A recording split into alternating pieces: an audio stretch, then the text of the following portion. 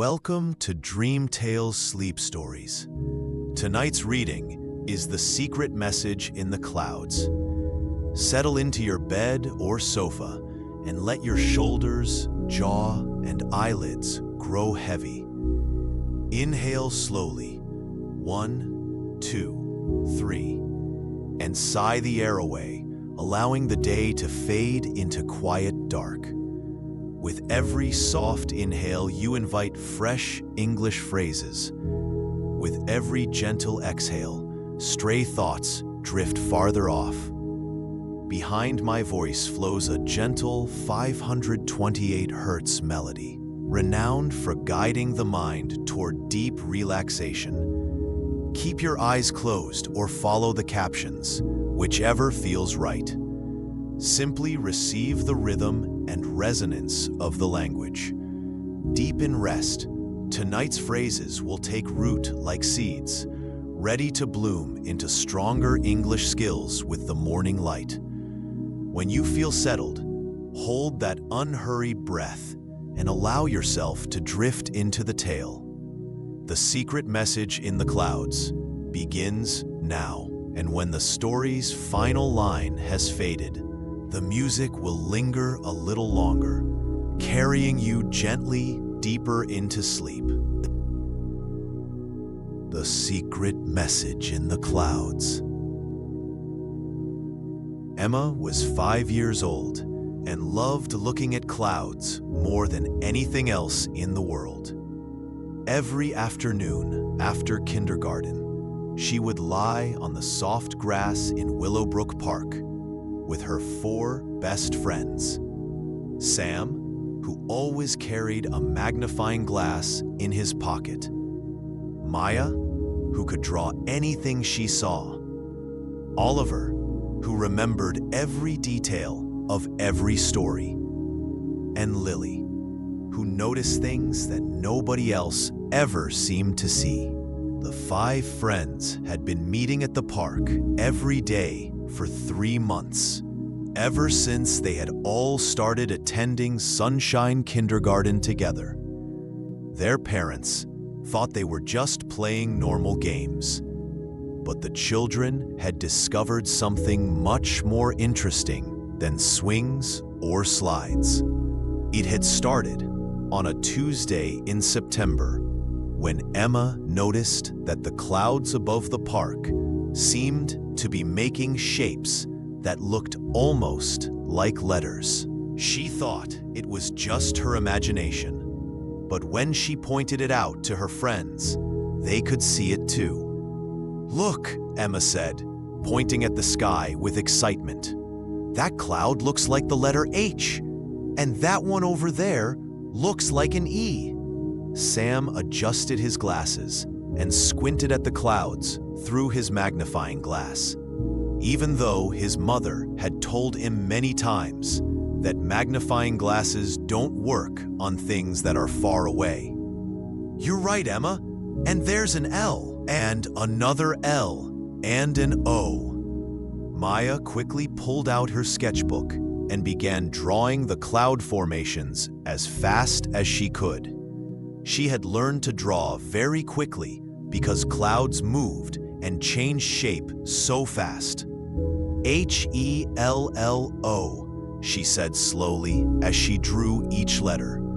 "The clouds are spelling hello."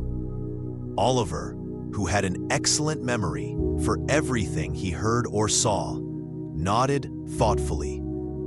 "Yesterday, I saw clouds that looked like they spelled good and day, but I thought I was making it up." Lily, who was the quietest of the group, but often noticed the most important things, said softly, "The clouds only make letter shapes at exactly 3:15 every afternoon. I've been watching." The 5 friends looked at each other with wide eyes. They had discovered something that none of the grown-ups seemed to notice, and it felt like the most exciting secret in the world. Every day after that, the children rushed to the park at exactly 3 o'clock to watch for the cloud messages. The messages were always simple and always kind. Sometimes the clouds spelled smile or play or dream. Once, they spelled science is fun, which took up nearly the entire sky and made Sam so excited that he jumped up and down for 5 whole minutes. Emma's mother had noticed that Emma was spending a lot of time looking at the sky lately. But when Emma tried to explain about the cloud messages, her mother just smiled and said, "What a wonderful imagination you have, sweetheart." Sam tried to show his father the cloud letters one Saturday afternoon, but his father was reading the newspaper and only glanced up for a second. "Those are just regular clouds, son," he said absently. "Sometimes our minds see patterns where there aren't any." Maya drew dozens of pictures of the cloud letters and showed them to her art teacher, Mrs. Rodriguez, who praised Maya's creativity but suggested that she try drawing real things instead of imaginary cloud letters. Oliver told his grandmother about the cloud messages because she always listened to his stories. But even she seemed to think it was just a game of pretend. "How lovely that you children have such active imaginations," she said kindly. Only Lily didn't try to tell any grown-ups about the clouds. "They can't see what we see," she explained to her friends one day. "Maybe grown-ups forget how to look at things the way we do." The children didn't let the grown-ups' reactions discourage them. If anything, it made their discovery feel even more special and important. They started keeping a notebook where Maya drew pictures of each day's cloud message, and Oliver wrote down the exact time and what words appeared. After 2 weeks of recording cloud messages, Sam noticed something interesting in their notebook. "Look at this pattern," he said, using his magnifying glass to examine Oliver's careful handwriting. "The messages always appear at 3:15, and they always come from the same direction in the sky, over there, above those tall buildings." Emma followed Sam's pointing finger and saw that he was right. The cloud messages always seemed to start forming above a cluster of tall buildings about a mile away from the park, then drift slowly overhead until they were right above the children. "Maybe someone is making the clouds," Maya suggested, her eyes lighting up with excitement. "But how could someone make clouds?" Oliver asked. "Clouds are made of water vapor in the atmosphere." Oliver knew this because he had checked out a book about weather from the library after becoming interested in the cloud messages. "Maybe it's magic," Lily said quietly, and none of the other children could think of a better explanation. The next day, instead of just watching the clouds from the park, the 5 friends decided to investigate. They asked Emma's older brother Jake, who was 8 and had a bicycle, to help them explore the area where the clouds seemed to be coming from. Jake thought his little sister and her friends were being silly, but he agreed to ride his bike toward the tall buildings while the children followed on foot, as long as they promised to stay together and be back before dinner. The buildings turned out to be farther away than they had looked from the park. The children walked for almost an hour, passing houses and shops and a small school they had never seen before. Emma was starting to worry that they might get lost when Lily suddenly stopped and pointed. "Look," she said, "that building has a funny shape on top." The children looked up and saw a building that was taller than the others around it, with what looked like a large metal dish or antenna on its roof. There were also several strange-looking instruments and machines visible on the rooftop, and a steady stream of white vapor was rising from one of them. "That looks like a weather station," Oliver said, remembering pictures he had seen in his library book about meteorology. Sam was already pulling out his magnifying glass to get a better look at the building. "There's a sign by the front door," he announced. "It says Willowbrook Weather Research Station." Maya was sketching the building as fast as she could. "And look, there's someone on the roof." Sure enough, there was a person in a white coat moving around among the instruments on the roof. As the children watched, the person seemed to be adjusting one of the machines, and a puff of white vapor rose into the air. "He's making clouds," Emma exclaimed. The children watched in fascination as the person on the roof continued working with the machines. Every few minutes, carefully controlled puffs of vapor would rise into the air, and the wind would carry them in the direction of Willowbrook Park. "But why would someone make clouds that look like letters?" Sam wondered aloud. "Maybe we should ask," Lily suggested quietly.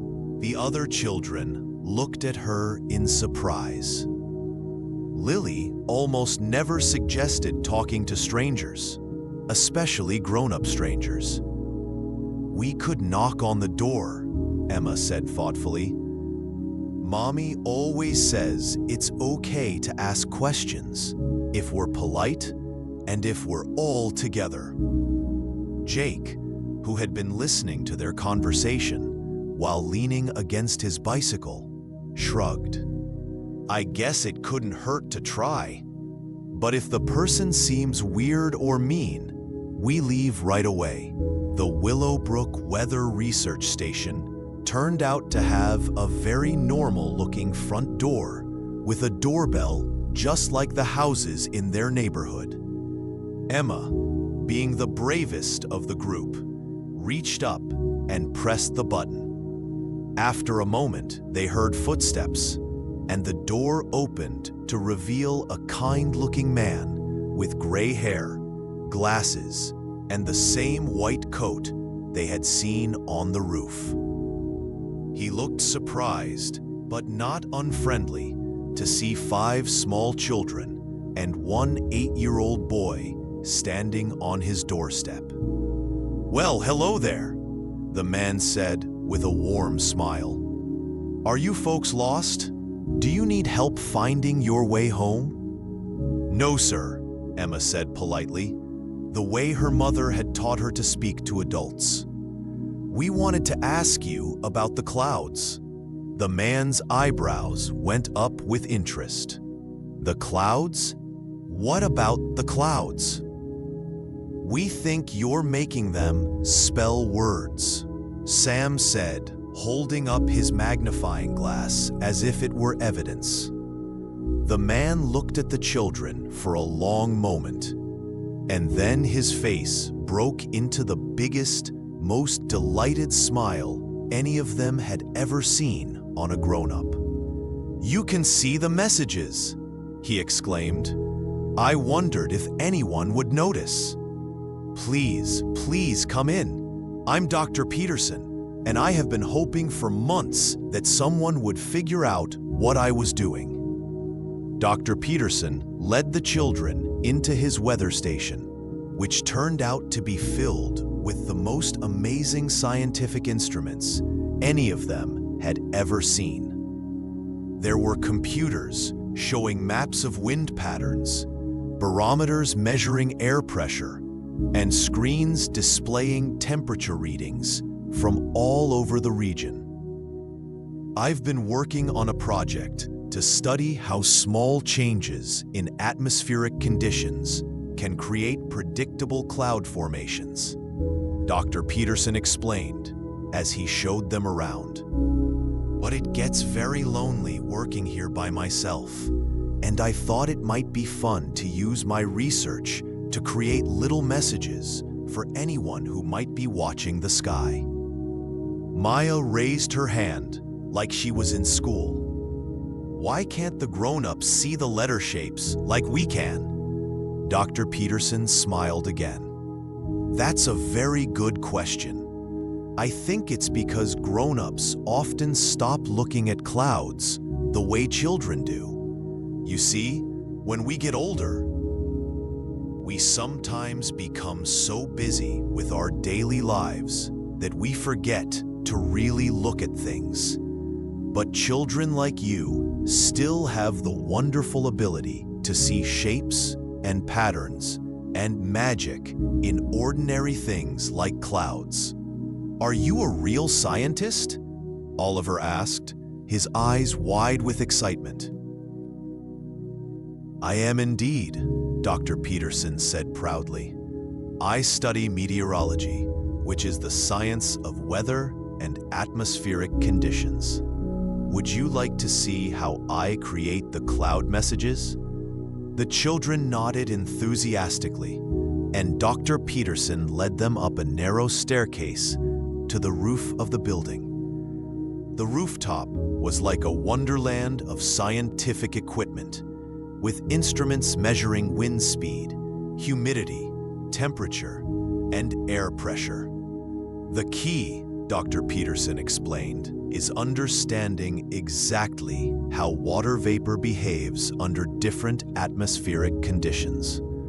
By releasing small amounts of vapor at precisely the right moments, when the wind and temperature are just perfect, I can create clouds that hold their shape long enough to form letters. He showed them a special machine that could release controlled puffs of water vapor. I have to time everything perfectly, he said. The wind has to be blowing at exactly the right speed, in exactly the right direction. The temperature has to be just right for cloud formation, and I have to release the vapor in just the right sequence to spell out words. Sam was fascinated by all the dials and gauges on the machine. How do you know when all the conditions are perfect? I've been studying the weather patterns over Willowbrook for 3 years, Dr. Peterson said. I've learned that almost every day at exactly 3:15 in the afternoon, the atmospheric conditions are perfect for creating message clouds that will drift directly over the park. It only works for about 10 minutes, and only when the weather is just right. That's why we only see the messages at 3:15, Emma realized. Exactly, Dr. Peterson said. And I have to work very quickly during those 10 minutes to create each letter before the conditions change. Lily, who had been quietly observing everything, asked, "Why do you make happy messages instead of sad ones?" Dr. Peterson's expression became very gentle. Because I believe the world needs more happiness and wonder, especially for children. I hoped that if young people like you saw mysterious, kind messages in the clouds, it might make you curious about science and nature, and it might also make you feel like the world is a magical and friendly place. Maya had been drawing everything she saw on the rooftop. Could you teach us how to read the weather like you do? I would love to, Dr. Peterson said enthusiastically. In fact, I've been hoping to find some young assistants who could help me with my research. Would you be interested in learning about meteorology? The 5 friends looked at each other with excitement. They had solved the mystery of the cloud messages, but even better, They had found a grown-up who understood that their way of seeing the world was special and valuable. "We meet at the park every day at 3 o'clock, Emma told Dr. Peterson. "Could you come show us how to predict when the cloud messages will work?" "What a wonderful idea," Dr. Peterson said. "I could bring some simple weather instruments and teach you how to measure wind speed and humidity and predict cloud formation. We could turn your daily cloud watching into real scientific observation."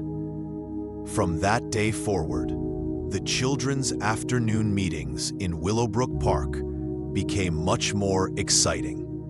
Dr. Peterson would arrive with a bag full of kid-friendly weather instruments and teach them how to measure atmospheric conditions. Sam learned to use a real meteorologist's magnifying glass to examine different types of clouds and predict what the weather would be like. Maya drew detailed scientific illustrations of cloud formations and learned the names of different cloud types like cumulus, stratus, and cirrus. Oliver kept careful records of temperature, wind speed, and humidity, and began to see patterns in the data that helped predict when cloud messages would be possible. Lily, with her talent for noticing small details, became excellent at spotting the tiniest changes in atmospheric conditions that indicated when the weather was about to change. Emma, as the leader of the group, learned to coordinate all their observations and make predictions about when Dr. Peterson would be able to create the most spectacular cloud messages. The cloud messages continued to appear regularly, but now they were even more special because the children understood the science behind them. Sometimes, Dr. Peterson said, Peterson would create messages that taught them new scientific words like atmosphere or meteorology. Other times, the messages were just for fun, like great job or keep learning.